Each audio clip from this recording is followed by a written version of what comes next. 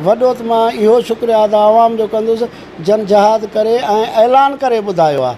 इहो हिकिड़ी वॾी तब्दीली आहे। इंशाअल्लाह जेका रिज़ल्ट ईंदी न तव्हांखे छिरकाईंदड़ रिज़ल्ट ईंदी। सोशल मीडिया जो दौरु आहे, इहो ॾाढो फास्ट दौरु थो हले। बिस्मिल्लाहिर्रहमानिर्रहीम। जीअं त नाज़रीन बल्दियाती इलेक्शन जो चूंड चढ़ चटो पियो हले पूरी सिंध में। बल्दियात जे हवाले सां वर्किंग जो सिलसिलो जारी आहे। उन हवाले सां असां टाउन कमेटी गाजी खुआड़ में वार्ड नंबर 1 जे आज़ाद हैसियत में बीठल सराय रबनवाज़ खान खुआड़ सां ॻाल्हि ॿोल कंदासीं त संदन मध्य मुक़ाबिल जॾहिं त अॻूणो टाउन चेयरमैन सराय करीमबख्श खान खुआड़ संदन जे मध्य मुक़ाबिल आहे। उन हवाले सां ॻाल्हि ॿोल कंदासीं त साईं जन जी पोज़ीशन केतिरी मज़बूत आहे।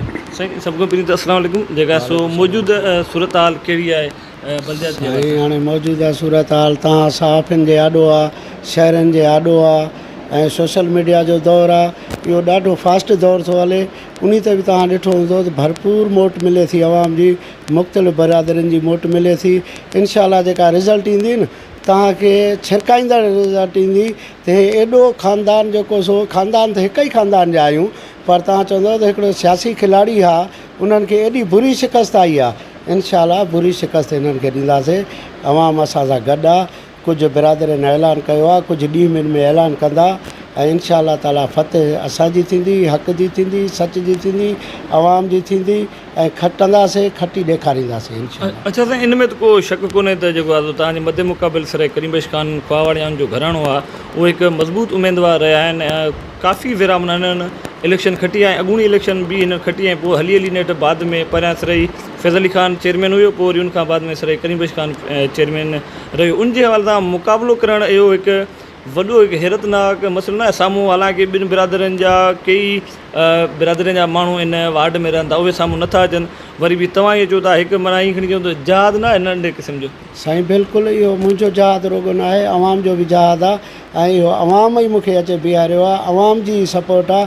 हिननि जो जेको इहो आहे बिल्कुलु इन में शक कान्हे त ख़ानदान बिल्कुलु जेको सो आहे ऐं सियासी आहे, वॾो घराणो आहे, पर हिननि जा जेके कमकार न जे बराबरि हिननि कया आहिनि ॿिन्ही पीरियडनि में, या जेको सो अवाम में हिननि पूरी तरह सां अवामी उन जे करे अवाम में तब्दीली आई आहे। बाक़ी असांजो जहाद बि असांजो बि आहे, अवाम जो बि आहे।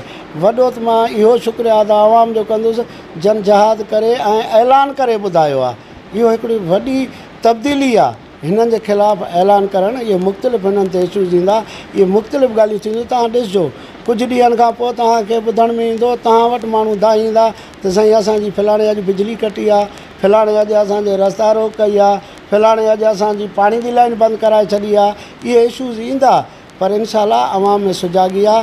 तव्हां सहाफ़िन ते बि फ़र्ज़ु आहे त हक़ ऐं सच जो बिल्कुलु कलम तव्हां पंहिंजो जारी रखो। इहो ई मुंहिंजो। अच्छा साईं, तव्हां वटि केतिरी बिरादरियुनि जी हींअर मोट आहे हींअर ताईं? अञा त इलेक्शन में तक़रीबन 20 खां 25 ॼाणा पिया आहिनि ऐं उनखां पोइ अगरि जेके अव्हांखे मोट ॾींदा ऐं बिलफर्ज़ अगरि अव्हां कामयाबु थी था अचो त उनखां पोइ अव्हां अवाम खे कहिड़ी मोट ॾींदव, पंहिंजे वार्ड वारी या सिटी वारी? साईं असां अवाम खे मोट इंशाअल्लाह खटी त ॾींदासीं, पर हिन पोज़ीशन में बि जेको असांजो हाल आहे अवाम खे मोट ॾिनी अथसीं।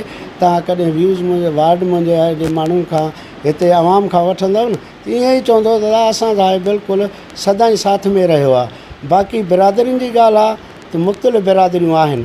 जोया बिरादरी आहे, भट्टी आहिनि, खुहावड़ आहिनि, कुंभर आहिनि, मुख़्तलिफ़ बिरादरियूं आहिनि। उन्हनि सभिनीनि जो सहकार आहे। बाक़ी ईअं न आहे को बि उमेदवार इहा दावा करे थो दादा इहे सभु बिरादरी सॼी मूंखे मिलंदी, ईअं न आहे। पर पोज़ीशन वाज़े आहे जेका तव्हांजे आॾो आहे। अवाम जो जज़्बो तव्हां ॾिसो था। अहिड़ियूं 2-3 ॾींहंनि में वरी बाक़ी जेका बिरादरियूं ऐलान कंदियूं इंशाअल्लाह 2-3 ॾींहं त खुआड़ बिरादरी अचे, तव्हांखे बि मां दावत ॾींदुसि, तव्हां शरीक थिजो उन में। ॾिसो त खुआड़ बिरादरी बि केतिरो पंहिंजो ख़्यालनि जो इज़हार करे थी। जॾहिं त टाउन कमेटी गाजी खुआड़ वार्ड नंबर 1 जो आज़ाद हैसियत में उमेदवार बीहंदड़ सराई रबनवाज़ खान खुआड़ हो, जंहिंसां ॻाल्हि ॿोल कईसीं, जंहिं चयो त मूंखे मुख़्तलिफ़ बिरादरियुनि जी सपोर्ट आहे। जॾहिं त मुख़्तलिफ़ बिरादरियुनि सां अञा बि वर्क ऐं मुख़्तलिफ़ मामलनि ते ॻाल्हि ॿोल हले थी। पुर उमीद आहियां त इलेक्शन वारे ॾींहुं ऐं सोभारो थींदो जॾहिं त मुख़ालिफ़ उमेदवार खे शिकस्त ॾींदुसि। साथी रिपोर्टर मुदसिर हुसैन सां गॾु बादशाह जान, गाजी खुआड़।